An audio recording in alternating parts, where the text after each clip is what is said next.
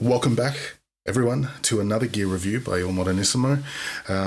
You've heard and probably read me moan to no avail about wanting a looper and waiting for some recommendations. And I had a little bit of spare money, some birthday money actually gifted to me, which I made a personal investment in this, because typically the Ditto Looper has been quite middle ground priced, but since it's been superseded by so many other versions, we're seeing some really cheap discounts. I think I got this for around $100 Australian. I think it's still got the old RRP sticker, which I don't know is just whether it's some kind of joke, but it looks like this place stocked it at $259, including GST, which probably says more about Australia and its archaic pricing on things, and somewhat punitive when the rest of the world is spending less than half of that to break into this market. But especially for something this small, wouldn't think that something this small wouldn't necessarily cost that much. But let's see if it lives up to all the hype. So as you can see, I haven't even opened it. One piece, it warns on the box. Nice compact little arrangement here. Do I waste time on the sticker? Oh, someone already has. Okay. And there we are. That's it. In the video now. Wow, that is tiny. So, just before we focus on the looper itself, that's the looper there. What else is in the box? We have a warranty.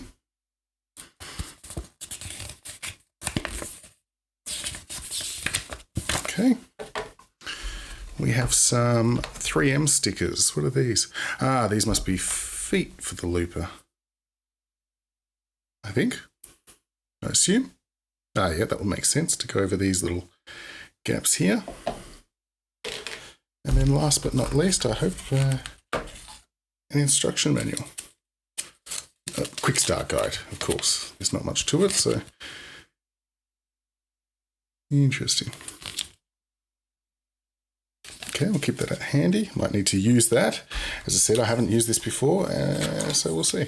Oh, my kids love these stickers. So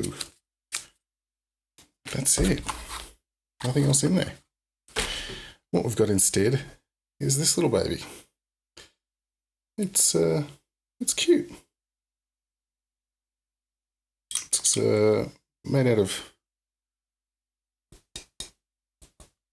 strong casing, metal switch, little LED, pot's got some give on it, but not too much. That's good. Level. So it's a switch and level. That's the extent of the controls. Right. Okay, so we've got that rather old school by today's standards USB port. We'll get to that. Power supply, which they didn't send, because who does with pedals nowadays? It's rare that happens. And then 1/4-inch jacks for the in-out. In fact, it's not even labelled in-out, is it? Just as well they sent this, so we know that, right, that's input, that's output. Okay, well, I don't think there's anything more to show you about this, rather than jump straight to an instrument to show how it works on. Let's have a look.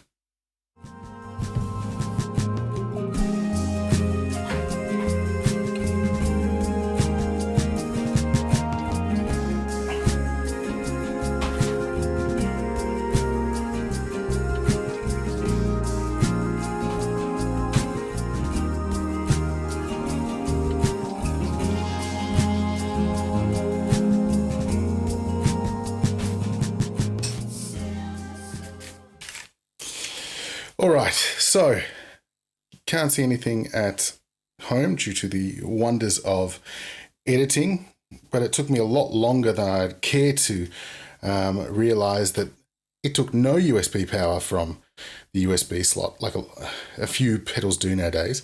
Instead, it needed exclusively the 9-volt power supply. And I'm not a guitarist. I'm a synth player, which is kind of why I did this, because there's never any of these videos catering to our situation. So keyboardists, we don't have buckets and buckets of 9-volt power supplies as readily as guitarists do. So I expect to do more of these with more of a keyboard bend, because it's never been easy to get into that market, especially with home samplers and workstations and things like the Roland, what are they there? 707s and whatnot taking off. Anyway, this is flashing. I'm not sure it should do that. Stop, clear. Press twice, stop. Press and hold, clear loop. So, okay, I'm going to assume that's off.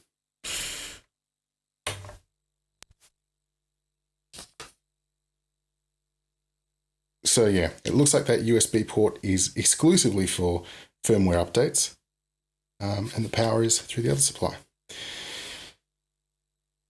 So ignore all that whole rant about USBs and micro USBs and whatnot, because clearly it's not even relevant. So I guess it's in true bypass mode. Cool.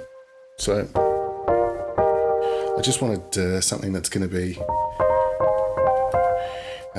pretty to loop, and that's the whole reason why. I mean, surely, I've got sequencing equipment, I've got the key step, the onboard sequences on the JU06 and the JX03. Why would I be delving into this market? Well, it's just as much for me about something that can record the nuanced play, and also possibly stack some whole output into it, which would be really good too.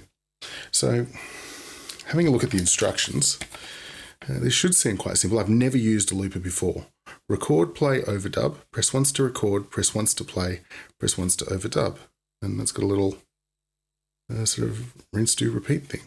Press and hold to undo, press and hold to redo. That's got another loop. And stop, clear. So once to record. Okay.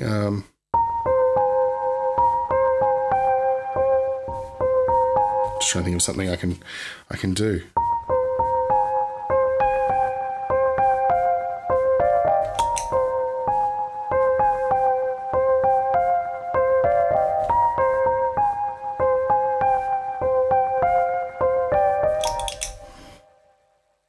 So that's weird, having to do the double stop like that. So now if I go,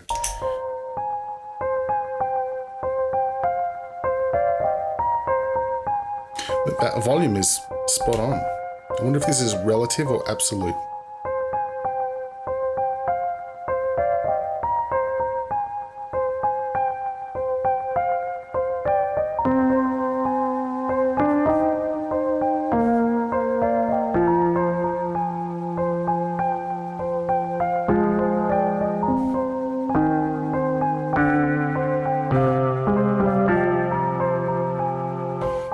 Doing its job. I mean, it's not the neatest timing thing.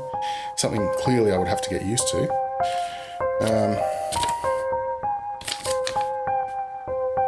And press once to overdub. Okay, so does it flash to let me know when the loops are started again? Yep.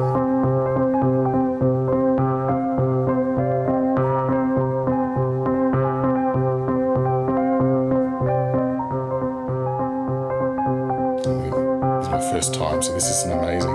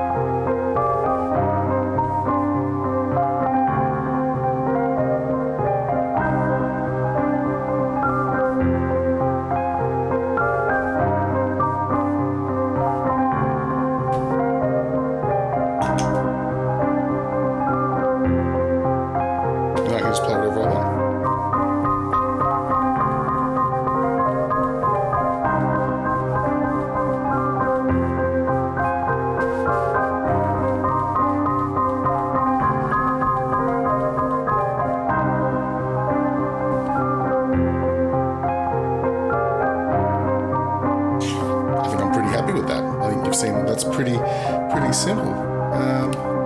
So to stop it, press twice.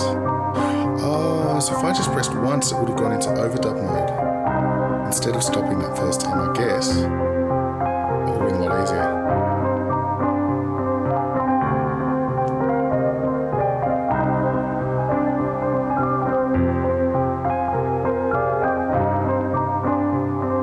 Actually, if I press and hold, I should be able to... No, we'll just we won't be too ambitious.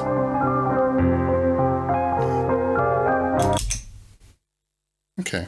That double stop is weird. Which matches some other complaints I've read about it. But again, this is something for me to learn with. And we'll get there. We'll get there. And I can just press and hold to clear loop. Done. Okay. It's pretty straightforward, I think. Well, thank you for watching this. Expect to see more of this in the live setup. Bye.